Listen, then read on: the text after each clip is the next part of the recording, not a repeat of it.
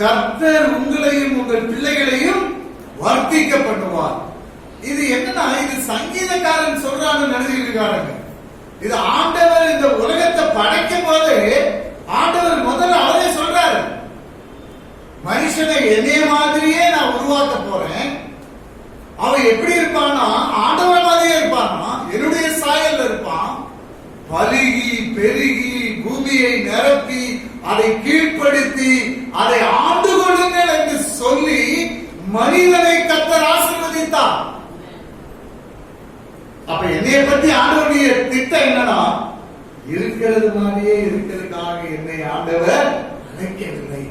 என் வாழ்க்கையில ஒரு பெருக்கம், என் வாழ்க்கையில ஒரு விஸ்தாரம், என் வாழ்க்கையில ஒரு விசாலமான வழி கண்டிப்பா உண்டாகும். இருதயம் கரெக்டா இருந்துச்சுன்னா ஆண்டவர் நமக்கு எல்லா ஆசீர்வாதங்களையும் தருவார். இந்த ரெண்டு திருடங்க ரெண்டு சைடும் தொங்கிட்டு இருக்கிறாங்க. ஏற்கனவே நான் சொல்லியிருக்கிறேன். ஒரு திருடன் சொல்றான், இவரையே இவரால் ரட்சிக்க முடியலையே, பெரிய பெரிய அற்புதம் செய்தாரு அப்படிங்கிறான். இன்னொரு திருடன் சொல்றான், அப்படி சொல்லாத, நீயும் நானும் பாவிகள், பாவத்தின் சம்பளம் மரணம், அதனால இந்த தூக்கு மரத்துல இந்த சிலுவையில நம்ம தொங்கிட்டு இருக்கிறோம். அவர் ஒரு தவறுமே செய்யாத நல்ல மனிதர், அவர் தொங்க வேண்டிய அவசியம் என்ன இருக்குது அப்படிங்கிறான். சொல்லிட்டு ஆண்டவரை கேட்கிறான், கர்த்தாவே, ஆண்டவரே, நீர் பரலோக ராஜ்யத்துக்கு வரும்போது என்ன நினைச்சுக்கோ அப்படிங்கிற. உடனே கர்த்தர் சொல்றார், நீ என்ன ஜாதின்னு கேட்டாரா? நீ என்ன ஆட்கள் என்ன பாவம் செய்தது கேட்டாரா? நீ கொலைகாரன் சொன்னாரா? ஒண்ணுமே சொல்லலங்க. இருதயத்தை பார்த்தார். அவன் இருதயம் நல்ல இருதயமா இருந்துச்சு. அவங்கிட்ட ஒரு பச்சாத்தாபம் இருந்துச்சு. நான் பாவி, இவர் நல்ல மனுஷன், இவர் ஏன் தொங்கணும் ஆண்டவரே அப்படின்னு அவனுடைய இருதயத்தை பார்த்த உடனே, நீ இன்னைக்கு என் கூட இருப்ப நல்லா பண்ணிக்க. இந்த பெரும்பாலான ஸ்திரீ அப்படிதான். பயங்கரமான ஒரு எக்ஸாம்பிள் பார்த்துக்கோங்க.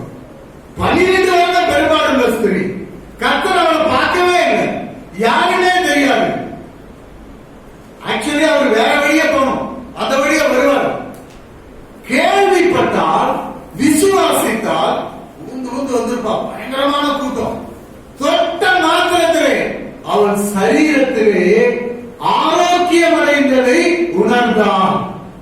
சரீரமே மாறிடுச்சு. பெரிய அற்புதம். ஆண்டவர் அவளை பார்த்தாரா? கிடையாது.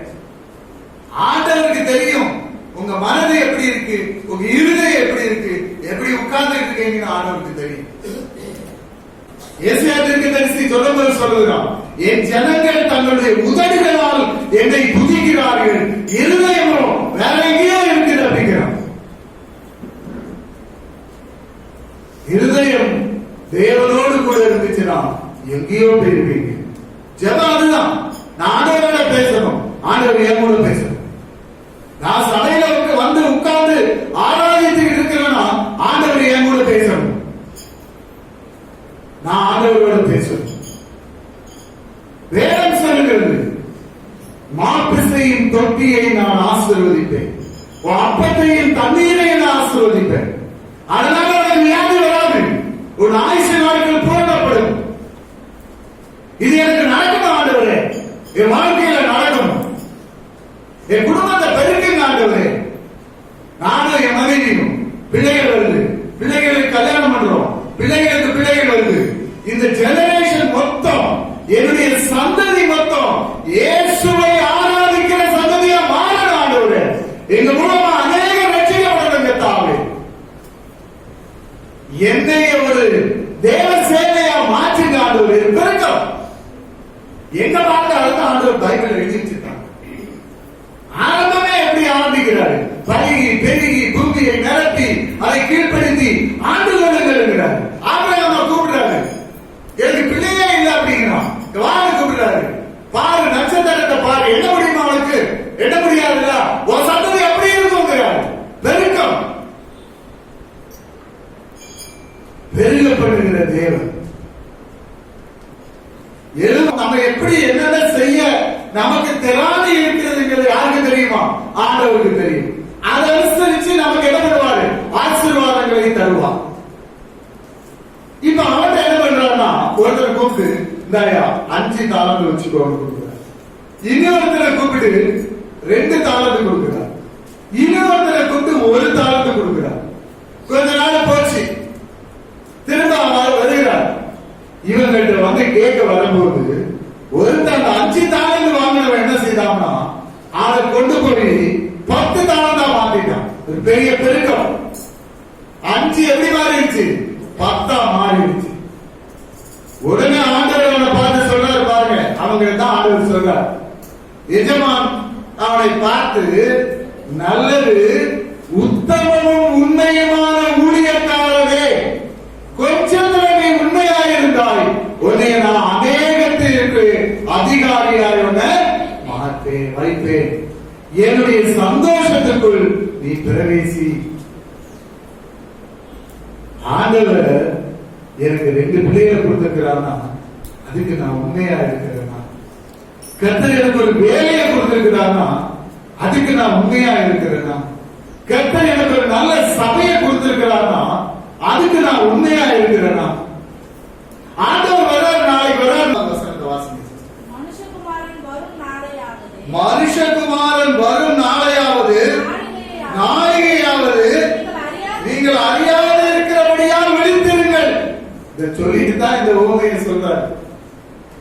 எப்ப வராரு, எப்ப கணக்கு கேட்பாரு, எப்ப பதில் சொல்லணும், இதெல்லாம் நமக்கு தெரியாது. காலையில வந்தா கூட வந்துடலாம். ஏன்னா நம்ம கடைசி நாட்கள்ல வாழ்ந்து கொண்டிருக்கிறோம். நம்ம ஆண்டவருக்கு எவ்வளவு தூரத்துக்கு உண்மையும் உத்தமமாய் நம்ம இருக்கிறோம். எனக்கு கொடுக்கப்பட்டிருக்கிற இந்த காரியங்களுக்கு நான் உண்மையுள்ளவனா இருக்கிறேனா? நான் உண்மையுள்ளவனா இருந்தா கர்த்தர் என்னை வர்த்திக்கப்படுவார். என்னைய பிள்ளைகளையும் ஆண்டவர் என்ன பண்ணுவார்? வர்த்திக்கப்படுவார். சொல்றார் பாருங்க, உண்மையும் உத்தமமான ஊழியக்காரனே, கொஞ்சத்திலே உண்மையாயிருந்தாய், அநேகத்தின் மேல் உன்னை அதிகாரியாக வைப்பேன். கீழாக்காமல் மேலாக்குவார், வாழாக்காமல் தலையாக்குவார், ராஜாக்களோடும் பிரபுக்களோடும் அதிகாரிகளோடும் உட்காரப்படுவார். எப்போ? நான் உண்மையா இருக்கேன். இப்ப நான் என்ன யோசிக்கணும்னா, எனக்கு என்ன தானத்தை ஆண்டவர் கொடுத்திருக்கிறார்? படிப்பை கொடுத்திருக்கிறார், வீட்டை கொடுத்திருக்கிறார், வசதியை கொடுத்திருக்கிறார், வேலையை கொடுத்திருக்கிறார், நல்ல சபையை கொடுத்திருக்கிறார், நல்ல பிள்ளைகளை, கணவன், மனைவி எல்லாத்தையும் கொடுத்திருக்கிறார். இதெல்லாம் உட்கார்ந்து யோசிச்சு பாருங்க. இதுக்கு மறுபடியாய் கர்த்தருக்கு நான் எவ்வளவு தூரத்துக்கு உண்மையுள்ளவனாய் இருந்திருக்கிறேன்? உண்மைக்கு மாறாக என்ன செய்த நானு? பொய், பித்தலாட்டம், கையில பணத்தை வச்சுக்கிட்டு இல்லைன்னு சொல்றது, யாராவது வந்தாங்கன்னா வேற எதையாவது சொல்லி எழுப்புறது, பக்கத்து வீட்டுக்காரனுக்கு மேல பொறாம, கூட இருக்கிறவனையே காட்டி கொடுக்கிறது, வேண்டாத காரியங்களை செய்யறது, எல்லா அக்கிரமத்தையும் செய்துட்டு ஆண்டவர் என்னை ஆசீர்வதிக்கல, எனக்கு நல்ல சுகத்தை தரல, என்ன நான் பிரச்சனையை உட்கார்ந்து இருக்குன்னு சொன்னா அத மாதிரி ஒரு முட்டாள்தனம் வேற உடனே கிடையாது.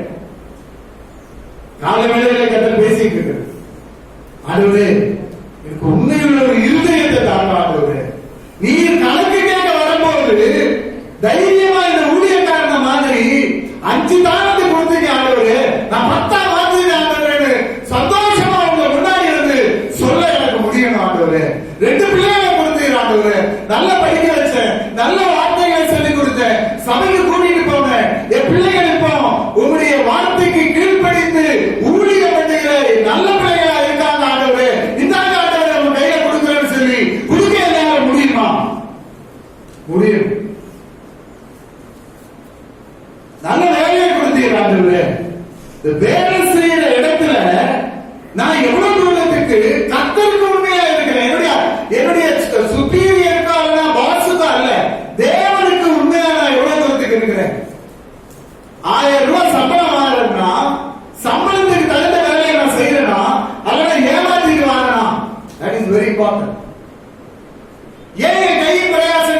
ஆசீர்வதிக்கப்படல.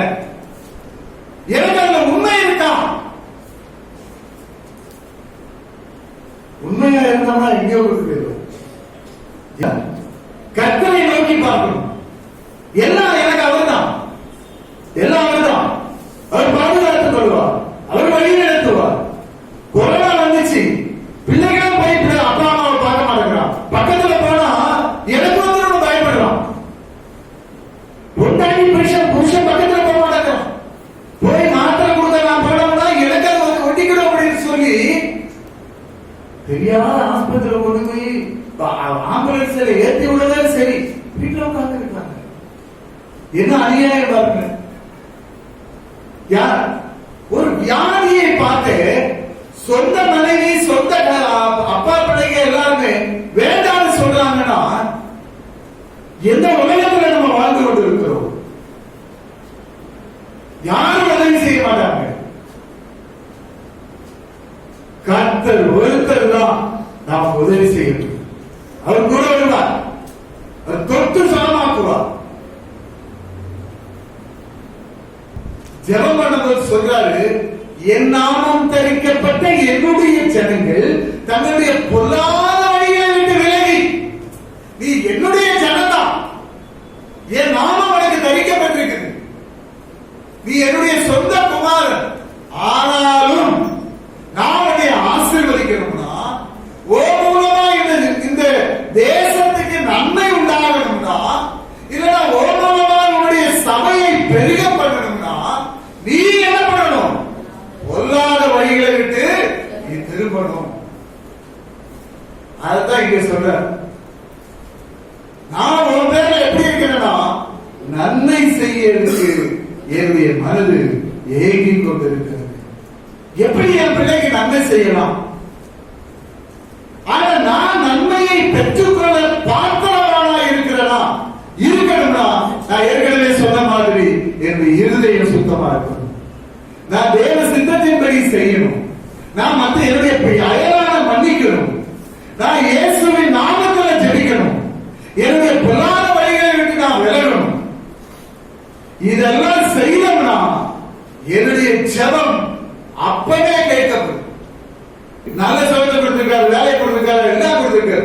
முழங்கால நின்று மற்றவங்களுக்காக ஜெபிக்க கூட எனக்கு முடியலன்னா அப்ப நான் எப்படி பண்ண இருக்கிறேன்? நான் மாறணும்ல. அதுதான் சொல்றேன். அடுத்த வசனத்துல சொல்றாரு பாருங்க, நான் உனக்கு தீமைக்கல்ல சமாதானத்துக்கு ஏதுவாங்க. அப்ப நம்ம யோசிக்கலாம், ஏன்னா ஆண்டவருக்கு என்ன சித்தம் இருக்கு? நீங்க சமாதானமா இருக்கணுங்கிறது ஆண்டவருடைய சித்தம். அதான் சொல்ற, உடனே எந்த தீர்ப்பு வரக்கூடாதுப்பா, ஏன்னா நீ சமாதானமா இருக்கணும், என்னுடைய பிள்ளை. அப்பனா தீர்ந்து வராம நான் சமாதானமா இருக்கணும்னா நான் உண்மை உள்ளவனா இருக்கணும். கொஞ்சத்திலேயாவது நான் உண்மை உள்ளவனா நான் இருக்கணும். ஆண்டவரே, நீ உண்மை உள்ள ஒரு மனிதனா என்னை மாற்று. பொய் சொல்லக்கூடாது கர்த்தாவே, மற்றவங்க பொறாமப்படக்கூடாது ஆண்டவரே. கொஞ்சத்துல உண்மையா இருக்க எனக்கு கற்றுத்தாங்க ஆண்டவரே. ஆவியானவர் கற்றுத்தருவாங்க. நீங்க உங்களுக்கு தெரியாத காரியங்கள் எல்லாம் அவருக்கு தெரியும். எப்படி இது நடத்தாக்கணும், எப்படி இது அனுப்ப, இந்த பணத்தை எப்படி சந்திக்கணும், இந்த காரியத்துல எப்படி உங்களுக்கு விடுதலையை கொடுக்கணும், யார் மூலமா யார்கிட்ட போனா உங்களுக்கு சாதிக்கும், அதெல்லாம் அவர் கூட்டிட்டு போயிடுவார். அதுக்கு வரக்கூடிய ஆபத்துக்கு தப்பித்துக் கொள்ளும்படி, வரக்கூடிய சோதனைக்கு தப்பித்துக் கொள்ளும்படி விழித்திருந்து ஜெபம் பண்ணுங்கன்னு ஆண்டவராகிய இயேசுவே சொல்லுகிறார். சீசன்ல சொல்றார், தூங்கிறாரப்பா, நீ விழிச்சிருந்து ஜெபம் பண்ணு. ஆபத்து பக்கத்துல இருக்கு, சோதனைக்காரன் அடிமா வருவான், யாரை விழுங்கலாம் என்று வகை தேடி திருக்கிறான். குடும்பத்துல யாரையாவது டச் பண்ணுவான், இல்லைன்னா உன்னையுமே டச் பண்ணுவான், அல்லது உன் வேலையை டச் பண்ணுவான், அல்லது உன்னுடைய ஆவிக்குரிய வாழ்க்கையில பிரச்சனையை உண்டு பண்ணுவான். இதுல எல்லாம் நீ தப்பித்துக் கொள்ளணும்னா விழிச்சிருந்து ஜெபிக்கணும். பலவானை முந்தி கட்டணும். இதெல்லாம் நான் செய்யணும். இது ஒண்ணு நான் செய்யாம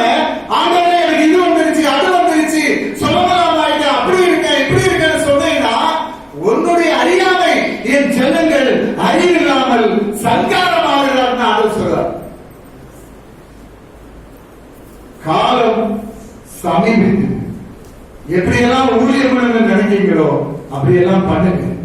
யாருக்கெல்லாம் வேண்டி ஜெபிக்கணும்னு நினைக்கிறீங்களோ அவங்களுக்காக ஜெபம் பண்ணுங்க. முதல்ல உங்க குடும்பத்தை பாருங்க, அடுத்து உங்க சொந்தக்காரங்களை பாருங்க, அடுத்து உங்க பக்கத்து வீட்டுக்காரங்களை பாருங்க, அடுத்து உங்க கிராமத்தை பாருங்க. உங்க சபையில யாருக்கெல்லாம் சுகம் இல்ல, யாரெல்லாம் கஷ்டப்பட்டுருக்கா, உங்க டைரியில எழுதி வைங்க. எழுதி வச்சு ஒண்ணுனா ஜெபம் பண்ணிட்டு வாங்க. அதெல்லாம் சரியாக டிக் பண்ணி ஆண்டவரே உமக்கு நன்றி, என் ஜெபத்தை கேட்டு சுகமாக்கி இருக்கு, உனக்கு நன்றி என்று சொல்லுங்க.